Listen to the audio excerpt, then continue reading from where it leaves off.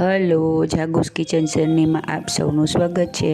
Friends, Paryushan ચાલુ થવા જઈ રહ્યા છે, તો આજે આપણે બનાવશું જૈન સ્પેશિયલ પનોરી. આ પનોરી એટલી સુપર સોફ્ટ અને એટલી સુપર ઇઝી બને છે ને કે હું તમને શું કહું. તો ચાલો શરૂ કરીએ. આમાં આપણે કશા જ મસાલા વગેરેનો ઉપયોગ કર્યા વગર ઘરના જ સાદા મસાલાથી પનોરી બનાવીશું. તો ચાલો શરૂ કરીએ. સૌથી પહેલાં મેં અડધો કપ મગની ફોતરાવાળી દાળ 1 કલાક સુધી પલાળી રાખેલી છે. તમારી પાસે ટાઈમ હોય તો તમે વધારે પણ વાર સુધી પણ પલાળી રાખી શકો છો, તો રિઝલ્ટ સરસ આવશે. ત્યારબાદ આપણે તેનું બધું પાણી નિતારીને કાઢી લેવાનું છે અને ત્યારબાદ આપણે તેને એક મિક્સર જારમાં લઈ લેશું અને તેને સરસ રીતે ગ્રાઇન્ડ કરી લેશું. આપણને સેજ અધકચરી એવી પેસ્ટ જોશે, સાવ સ્મૂથ કરી નાખવાની નથી. હવે આપણે તેને ચેક કરી લઈએ. જુઓ, આપણે પેસ્ટની આવી કન્સિસ્ટન્સી જોશે.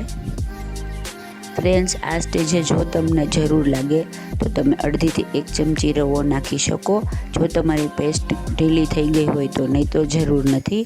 હવે આપણે તેને એક બાઉલમાં લઈ લેશું અને ત્યારબાદ તેમાં મસાલા કરીશું. અડધી ચમચી લાલ મરચું પાવડર, પિંચ જેટલી હળદર, અડધી ચમચી ધાણા જીરું પાવડર, 5 ચમચી હિંગ, સ્વાદ મુજબ મીઠું અને અડધી ચમચી ગરમ મસાલો એડ કરીશું.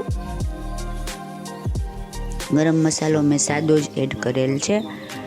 ફ્રેન્ડ્સ, આમાં પર્યુષણમાં લીલોતરી કશી ખવાતી નથી, એટલે આપણે આમાં કશું જ એડ કરતા નથી. આદુ, મરચાં, કોથમીર વગેરે આમાં કશું જ એડ કરવાનું નથી. આપણે સાદા જ મસાલાથી પણ તો પણ ટેસ્ટી પનોરી બનાવીશું. ત્યારબાદ તેની સ્મૂથનેસ માટે આપણે અડધીથી 1 ચમચી જેટલું તેલ એડ કરીશું અને બરાબર મિક્સ કરી લેશું. તેલથી આપણી પનોરી એકદમ સોફ્ટ બનશે.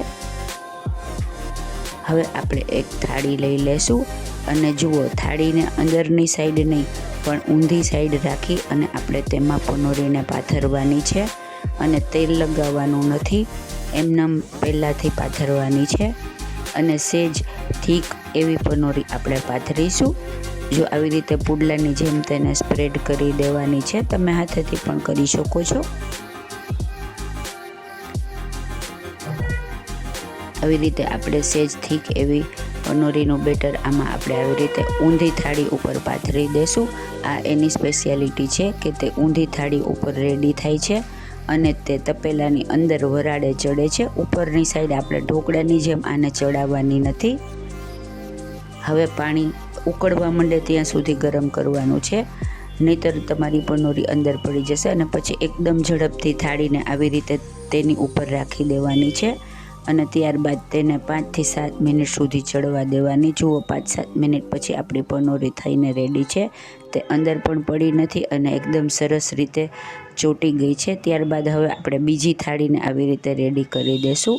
જો આપણી પનોરી રેડી થઈ ગઈ છે. સેજ ઠરે એટલે તેમાં આપણે કાપા પાડી લેશું. ફ્રેન્ડ્સ, જો તમે મારી ચેનલ પર નવા હો તો મારી ચેનલને સબસ્ક્રાઈબ જરૂરથી કરજો અને બાજુમાં રહેલ ઘંટડી દબાવી દેજો, જેથી મારી અવનવી રેસીપીનું નોટિફિકેશન સૌથી પહેલાં તમને મળે. અને તમને મારી રેસીપી ગમતી હોય તો તેને વધુમાં વધુ શેર કરી મને સપોર્ટ કરજો. હવે આપણે તેને આવી રીતે તાવેથાની મદદથી એકદમ કેરફુલી કાઢી લેશું.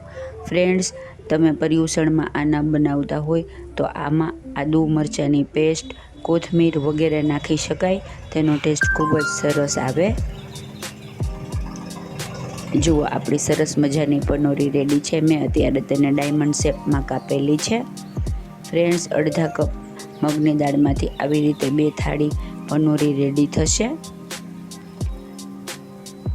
તપેલાની ઉપર જે મૂકવાનું હોય ને તે થાળીનું માપ થોડું મોટું રાખવું, જેથી તમે તેને ઇઝીલી કેરી કરી શકો. હવે આપણે તેને એક સર્વિંગ પ્લેટમાં લઈ લેશું. છે ને એકદમ જોરદાર, ખાવામાં એટલી મજેદાર આપણી પનોરી રેડી થઈ ગઈ છે.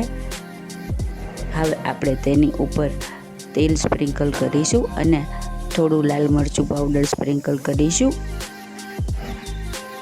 ફ્રેન્ડ્સ, કોઈ પણ જાતના વધારાના મસાલા વગર એકદમ રૂટીન મસાલાથી જ આપણી સરસ મજાની પનોરી રેડી છે. તમે આને કોઈ પણ સિઝનમાં નાસ્તા તરીકે ખાઈ શકો છો. ખૂબ જ મજા આવે છે. ચા કોફી સાથે આ સરસ લાગે છે. અને પર્યુષણ ન હોય તો તમે આને લીલી ચટણી સાથે પણ સર્વ કરી શકો છો. અને આને કોઈ પણ બનાવી અને ખાઈ શકે છે અને તેની મજા લઈ શકે છે. જો આપણે તેને ચેક કરીને જોઈ લેશું કેવી સોફ્ટ બની છે ને. ફ્રેન્ડ્સ, જો તમને મારી રેસીપી પસંદ આવી હોય તો મારી ચેનલને લાઇક, શેર અને સબસ્ક્રાઈબ જરૂરથી કરજો. ધન્યવાદ.